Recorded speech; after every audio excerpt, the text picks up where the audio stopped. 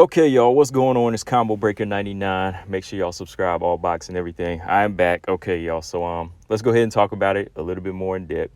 Terence Crawford, as you know, has accepted a fight with David Avanesyan in his hometown of Omaha, and it's supposed to take place December 10th now on a new platform called BLK Prime, and I think it's supposed to be like a pay-per-view event for that organization and that streaming app. But yeah. So with that organization signing Bud and giving him, I think, reportedly one of his highest paydays ever, I think it's like an 8-figure payday, we know for sure now that the Errol Spence fight is just up in the air. You know, it's pretty much up in the air. And like I talked about a few weeks ago in another video, I reported the Floyd Mayweather interview. Floyd Mayweather already went into it and said, hey, this fight's not happening yet. There's just so many other things that he knows that we don't know. So I just kind of accepted it for that. I didn't really think anything much of it. But when it comes down, what it's really coming down to now is not just who really wants it. It's just about the powers that be and what they want. It's not really about what Crawford and Spence wants at this point. I think it's about what the, people behind the scene, what they want, because Crawford said he already accepted everything that, Al Heyman and Errol Spence put on the table, right? So it just really comes down to, who's really calling the shots. Errol Spence, I'm sure he's going to be getting what he wants because, he's been tight with Premier Boxing Championship for, the majority of his career, right? So when it comes down to it, we just have to wait and see what the people behind the scene like Al Heyman and all these other people in charge, I'm going to just leave it at that, what they say and what they feel like is the solid date, because everybody thought Errol Spence could call shots or Terence Crawford could call the shots when it comes down to choosing the date, saying, oh, we're going to do it at the end of the month. Well, nope. It seems like somebody else is going to be choosing that date. So until then, I have to respect Bud's choice as far as his activity, wanting to get back in the ring. Now, when it comes down to the business, I don't know what's going on. I'm kind of disappointed in both fighters not being able to really settle on what they can get out of this fight.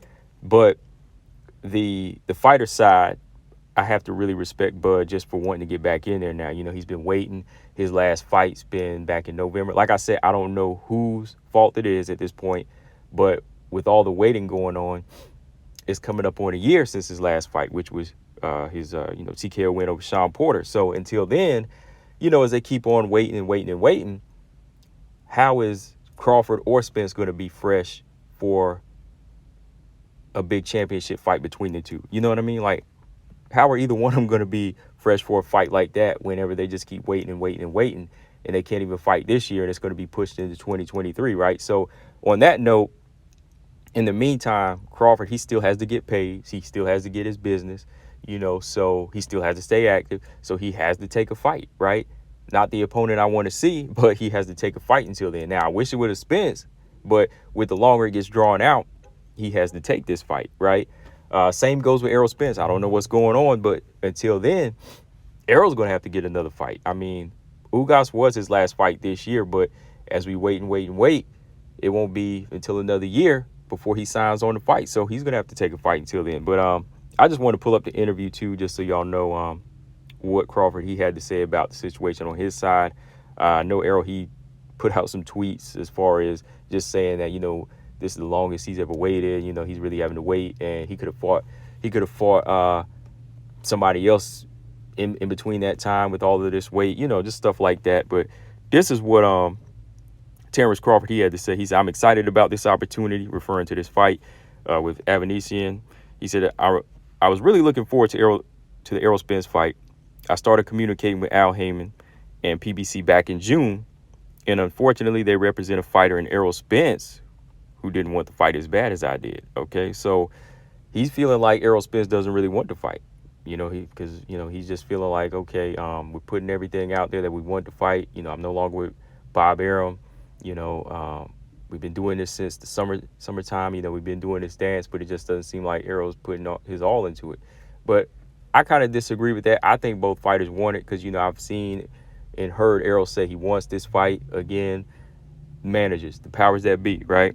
He said, I agree to all of their BS. and they've been dragging that A for months. Spence was nowhere to be found while I was trying to make this deal. I explained to Al Heyman and Errol that I was going to fight before the end of the year. David Avanesyan is a very tough task. He's knocked out his last 6 opponents, and the guy's dangerous. Once I'm successful against Avanesyan, my plan is still the same. Whoop Errol's A. Okay.